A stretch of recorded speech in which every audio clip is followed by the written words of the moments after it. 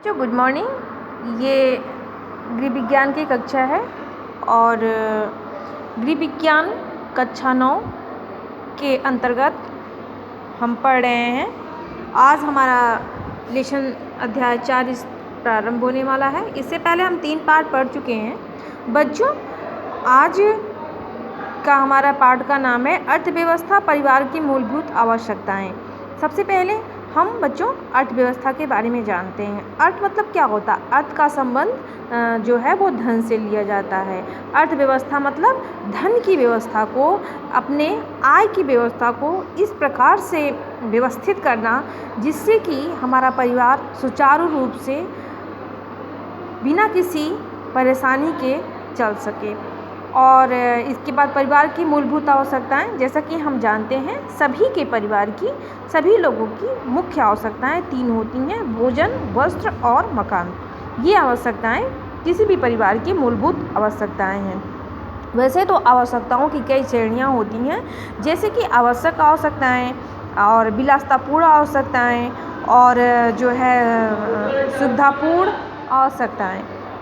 But ये जो है यहाँ पे अभी हम मेन जो परिवार की आवश्यकताएं भोजन, वस्त्र, मकान होता है उसी के बारे में चर्चा करने वाले हैं फिलहाल। तो सबसे पहले हम जानेंगे अर्थव्यवस्था।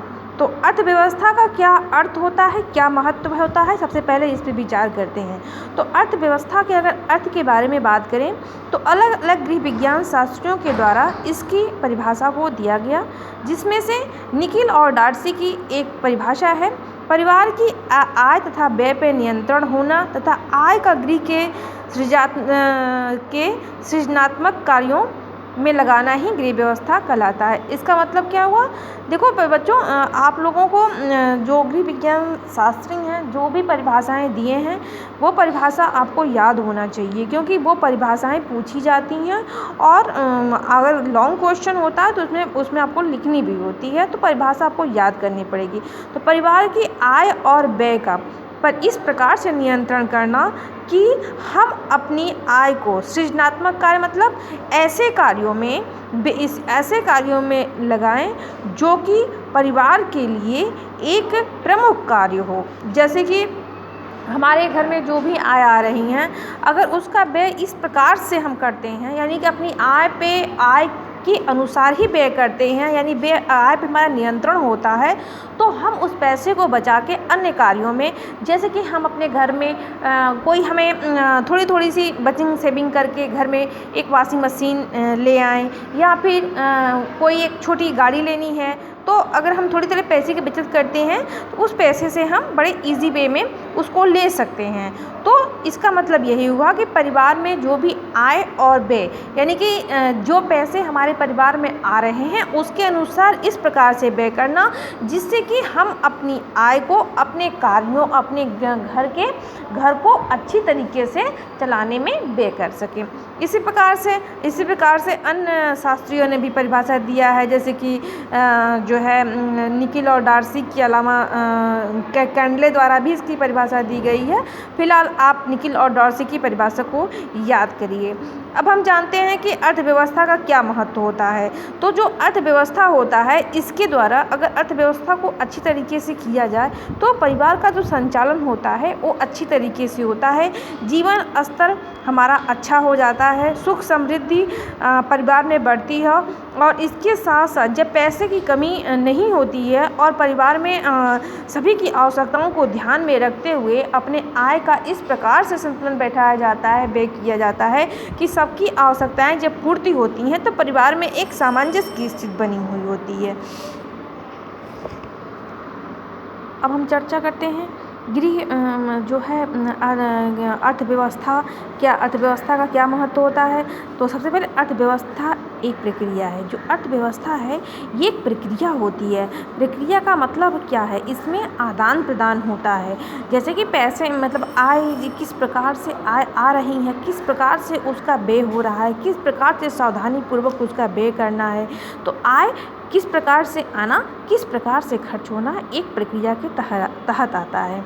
कर्ता की भूमिका, परिवार में मुख्य रूप से आय के रूप में धन कमाने का उत्तरदायित्व परिवार के कर्ता मतलब मेन अर्निंग पावर, जैसे कि हमारे परिवार में जनरली जैसे कि फादर हैं या मदर जॉब कर रही हैं या फादर जॉब कर रहे हैं, तो उसी के अनुसार ही जो है उन्हीं के माध्यम से ही हमारे परिवार में आय आता है। व्यय की योजना कि अब ये व्यय की योजना का मतलब है क्या है कि जो भी पैसे परिवार में आ रहे हैं उस पैसे को एक योजना के तहत व्यय किया जाए, जिससे कि हमारी हर कार्य भी हो जाए और एक्स्ट्रा कहीं बर्डन भी ना पड़े। रहन सहन का स्तर, गृह व्यवस्था पर परिवार के रहन सहन का बहुत प्रभाव पड़ता है। साधारण रूप से परिवार के मुख्य रूप से 3 स्तर होते हैं: उच्च स्तर, मध्यम स्तर तथा निम्न स्तर।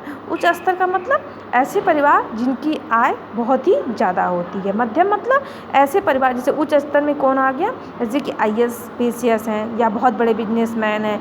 मध्यम स्तर में मतलब कि जो मिडिल फैमिली होते हैं, इसमें जैसे कि डॉक्टर है, इंजीनियर है, या फिर छोटे मतलब कि जो मध्यम क्वालिटी के जो बिजनेसमैन होते हैं वो आते हैं। निम्न स्तर का मतलब ये होता है कि जिनमें कि जैसे कि हमारे रिक्शा चलाने वाले हैं, मजदूर वर्ग के लोग हैं, ये निम्न वर्ग के लोग होते हैं।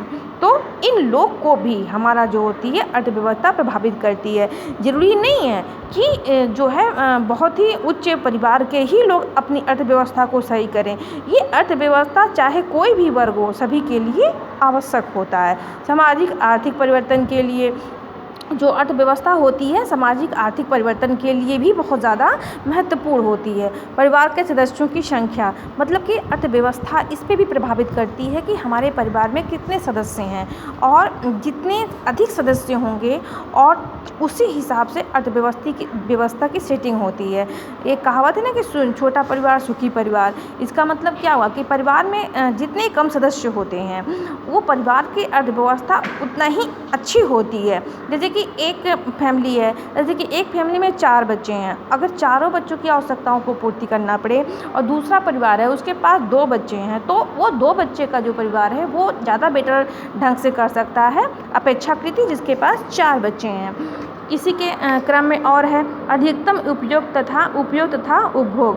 परिवार की अर्थव्यवस्था की सफलता इस बात पर निर्भर करती है कि मितव्ययिता के आधार पर न्यूनतम व्यय से अधिकतम लाभ प्राप्त किया है। मतलब मितव्ययी का मतलब क्या हुआ कि कम खर्च, मतलब कि जहाँ आवश्यकता हो वहीं पे खर्च कर, मतलब एक तरह से कहा जाए कि अगर हाथ दबा के खर्च करना, मतलब कि इस प्रकार से खर्च किया जाए। अब मितव्यय का मतलब ये नहीं हुआ कि हम अपने आवश्यकताओं को ही पूर्ति ना करें, हम आवश्यकताओं की पूर्ति करने के पश्चात अपने जो है धन को व्यय इस प्रकार से करें कि जिससे हमारा अपव्यय मतलब आवश्यकता से अधिक का खर्च। जैसे एक एग्जांपल समझा रहे हैं, जैसे घर में अगर जैसे खाना बन रहा है, जैसे कि परिवार में 4 सदस्य हैं, 4 सदस्य के लिए सब लोग 2-2 रोटी खा रहे हैं, तो उसी के हिसाब से आटा जो है वो गूना जाए, रोटी बने। ऐसा नहीं कि ढेर सारा आटा गूंज जाए, ढेर सारी रोटी बन जाए, फिर वो रोटी का क्या होगा, अपव्यय होगा। ठीक है बेटा, तो आई थिंक आपके समझ में आ गया होगा। तो आज हम लोग समझे कि अर्थव्यवस्था क्या होती है और अर्थव्यवस्था का अर्थ क्या होता है और अर्थव्यवस्था का क्या महत्व होता है। नेक्स्ट क्लास में सफल गृह अर्थव्यवस्था की विशेषताओं के बारे में चर्चा करेंगे। तब तक आप लोग इसको पढ़िए, देखिए। Thank you class.